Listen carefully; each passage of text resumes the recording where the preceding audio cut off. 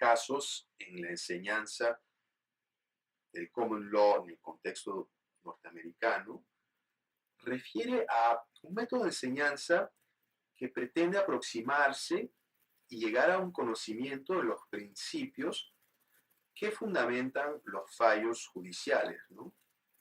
Entonces, en el contexto del aula de derecho, el profesor va a plantear una serie de preguntas que deberían llevar en un diálogo con los estudiantes a identificar un conjunto de principios y de reglas que fundamentan los casos y los fallos judiciales, ¿no? A primera vista, este método, ¿no? Pareciera ser muy seductor, pues plantea un concepto del estudiante como agente, ¿no? Activo de su propia formación jurídica, por oposición a un concepto más pasivo del estudiante que recibe, ¿no? El conocimiento impartido de manera magistral por el profesor, ¿no? Que para entender bien lo que es el método de estudio de casos en el contexto norteamericano, hay que, uno, estudiar sus fundamentos teóricos, ¿no? Y, en segundo lugar, también poder identificar las peculiaridades históricas y contextuales en las cuales se ha desarrollado este método, ¿no? Entonces, en primer lugar, voy a hablar un poco de los fundamentos, ¿no? de este método de enseñanza. El método de casos se fundamenta en lo que los historiadores del common law llaman la ortodoxia clásica, ¿no? La ortodoxia clásica es un concepto, ¿no? Que se apoya en la idea de que el derecho es una ciencia, ¿no? Entonces, Langberg, que era el decano de la Facultad de Derecho de Harvard a finales del siglo XIX, apoyaba ese concepto, ¿no? De una idea del derecho como ciencia jurídica, ¿no?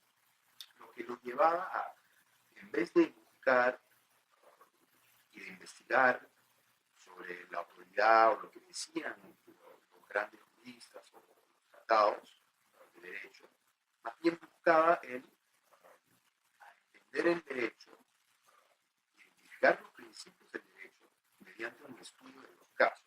Y es la metodología que propuso para Harvard y que terminó esparciéndose y aplicándose por todo lado en Estados Unidos y en otras jurisdicciones del common law del mundo. El aspecto científico del derecho que plantea la ortodoxia clásica se fundamenta en la filosofía de las ciencias del siglo XIX.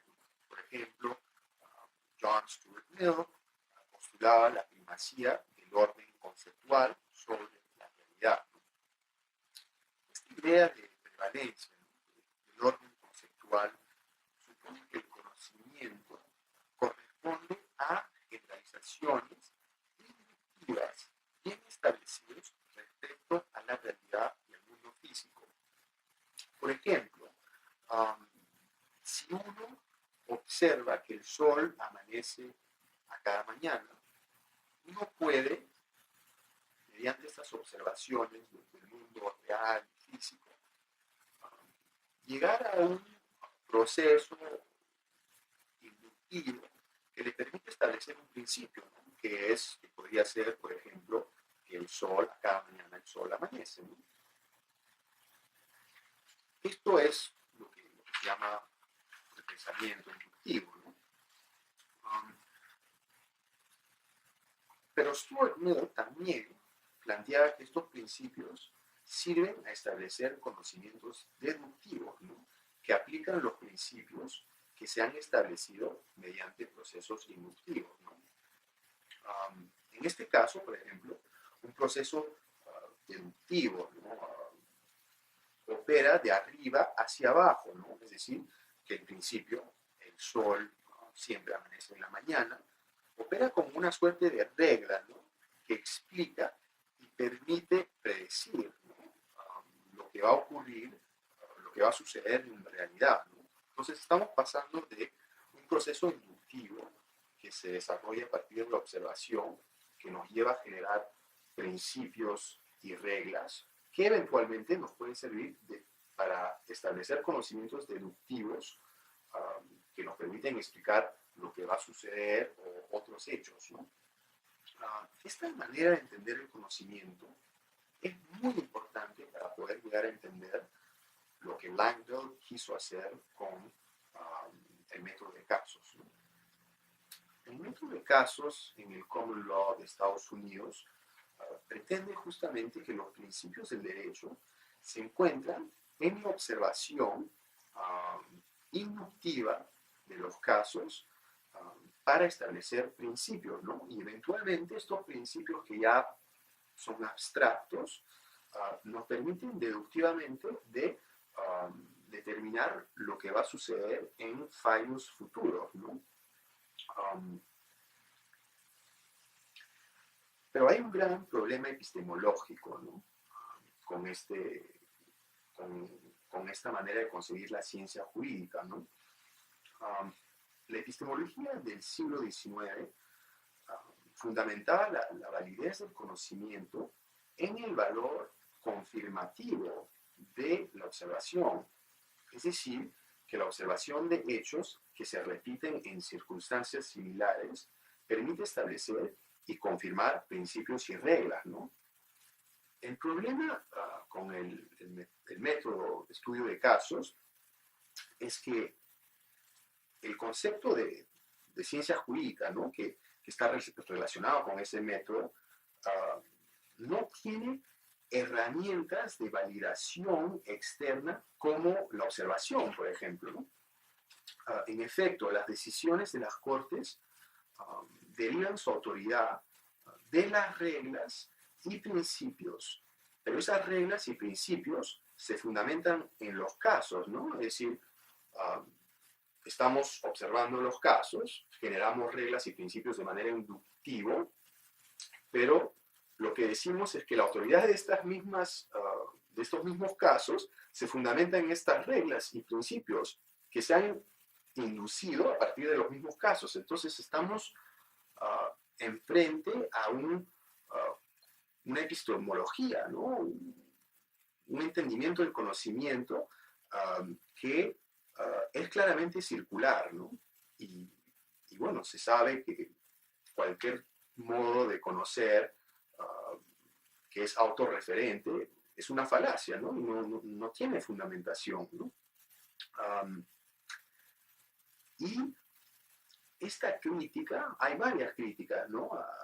Al método de estudio de casos, pero esta crítica nunca, a mi parecer, nunca ha sido refutada de manera convincente por quienes sustentan este método de enseñanza, ¿no? Entonces, esta es una gran limitación que creo hemos de resaltar cuando queremos entender qué es el método de estudio de casos y también, bueno, cuáles son sus limitaciones, ¿no? En segundo lugar, hay la parte histórica, ¿no? Los elementos históricos del desarrollo del estudio, del método de estudio de casos, que también son muy importantes, ¿no? Para entender este mismo método, ¿no? El interés para el método de casos y para su epistemología en los Estados Unidos se puede explicar, por lo menos parcialmente, por una suerte de desencantamiento que trajo consigo la Guerra de Secesión, ¿no? Que duró de 1861 a 65, ¿no? Lo que pasa después de la Guerra de Secesión es que nos encontramos ante una sociedad con un sentimiento inédito de apertura y de incoherencia de sus comunidades, ¿no? Debido a que se habían desarrollado nuevos modos de transporte y de comunicación, lo que implicaba que las realidades locales se decidían a distancia, ¿no? Y es así que la ortodoxia clásica generó un interés fuerte, pues ofrecía una suerte de salvación casi religiosa, ¿no? Ante una realidad compleja y fragmentada. Pues hay que resaltar, como ya habrán entendido, que la ortodoxia clásica busca que los conceptos jurídicos se resuman en un conjunto limitado de principios, ¿no? Estas características fueron recibidas como una forma de certidumbre, ¿no? Y de seguridad en un contexto de complejidad y de fragmentación, ¿no? Caótica, en un contexto de posguerra, ¿no? También no se puede soslayar el hecho de que la ciencia jurídica de la época en Estados Unidos ofrecía una forma, bueno, esta ciencia jurídica ofrecía una forma de predictibilidad, ¿no? Que era atractiva para, entre otros, un empresariado ascendiente de los Estados Unidos, ¿no? También, en fin, la idea de una ciencia jurídica era de particular interés para el emergente Colegio Nacional de Abogados, ¿no? De Estados Unidos, y proveía así una suerte de nueva identidad para los miembros de la comunidad jurídica, que sentían así que eran parte de una profesión erudita, ¿no?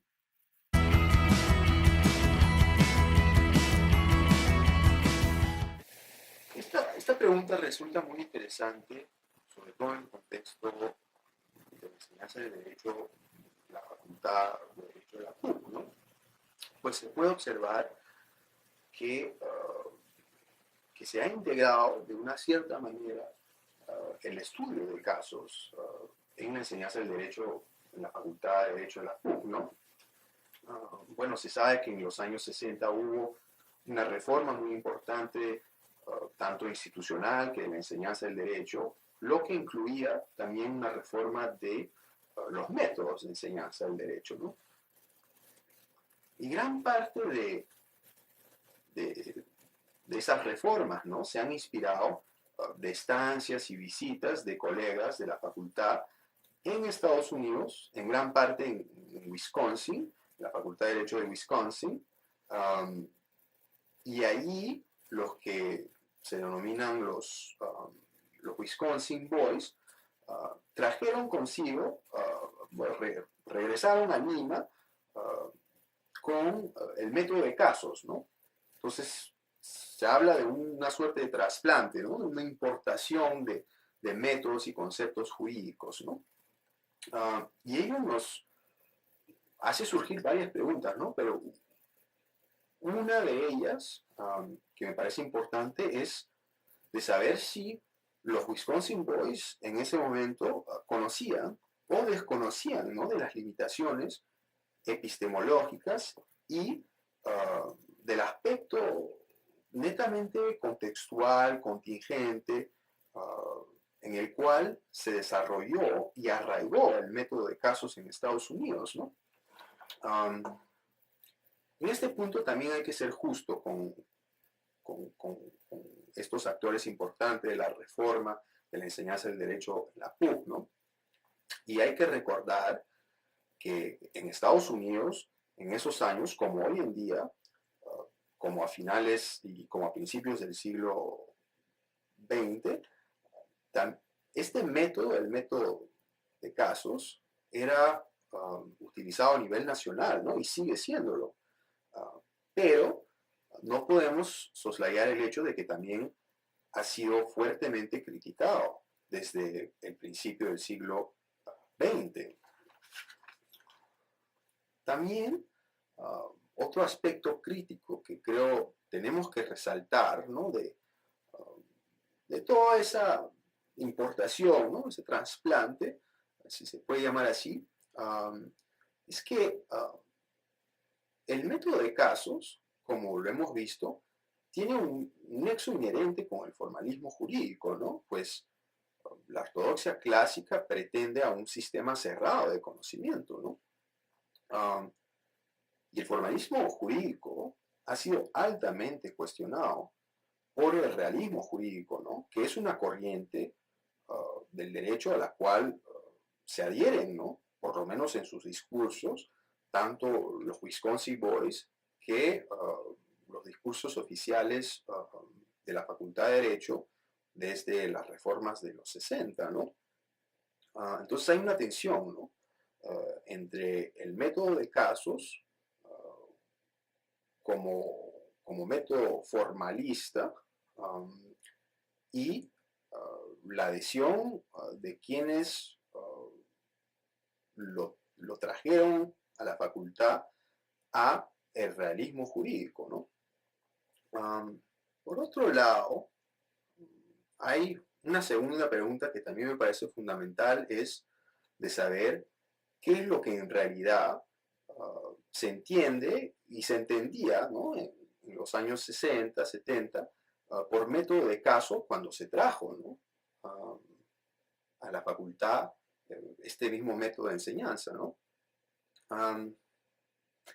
Elementos de respuesta para estas dos preguntas se pueden encontrar en lo que se buscaba con las reformas de los 60, en las reformas específicamente de los métodos de enseñanza, ¿no? En realidad lo que se buscaba era pasar de un método expositivo hacia un método en el cual el estudiante participaría de manera activa, ¿no? En su propia formación jurídica. Lo que queda menos claro es cómo se articulaba, ¿no? El método de casos con el método activo, ¿no? Y lo que específicamente significaba el método de casos. El método activo refiere a un método en el cual, bueno, el estudiante no se va a sentar en el aula para recibir el conocimiento de manera pasiva, y el estudiante tiene que preparar materiales, leer, llegar a clase y interactuar con el profesor y sus colegas para generar conocimientos jurídicos, ¿no?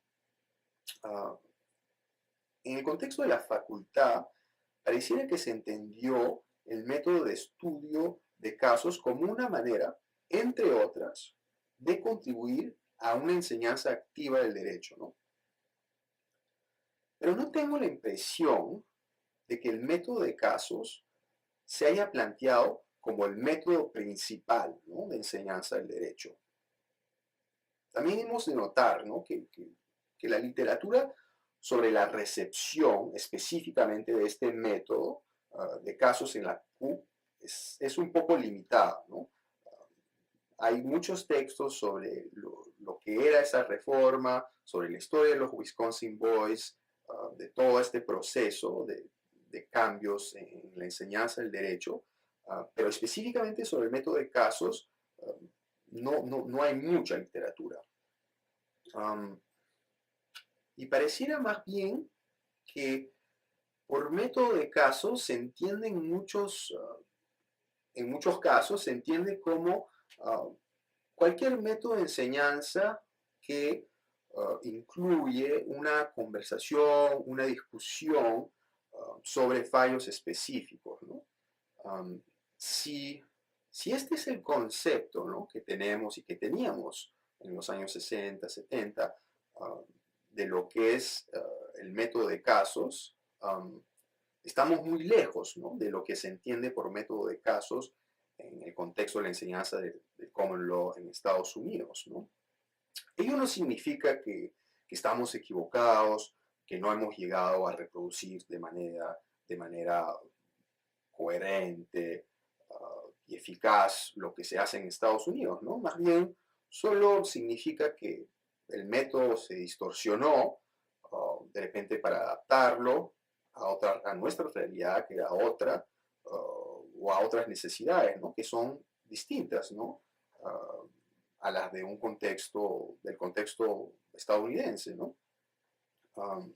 O también es posible que simplemente no se entendió el estudio de casos como se entiende en Estados Unidos, y nada más. Para concluir, lo que sí no podemos olvidar respecto al método de casos es que este mismo método tiene sus límites epistemológicos, ¿no? Y que también surgió y se arraigó en un contexto muy distinto al contexto peruano. Además, creo que vale también recalcar que una parte creciente, importante, de la literatura crítica sobre enseñanza del derecho en el common law, no solo rechaza el método de estudio de casos por sus falencias y debilidades epistemológicas, ¿no? Pero también por sus aspectos altamente formalistas y positivistas, ¿no? Y si estas críticas son acertadas, y yo creo que sí varias lo son, no creo que nos sirva mucho ahondar los rasgos formalistas y positivistas de nuestra enseñanza, ¿no? Adoptando justamente un método de enseñanza que claramente tiene estas características, ¿no?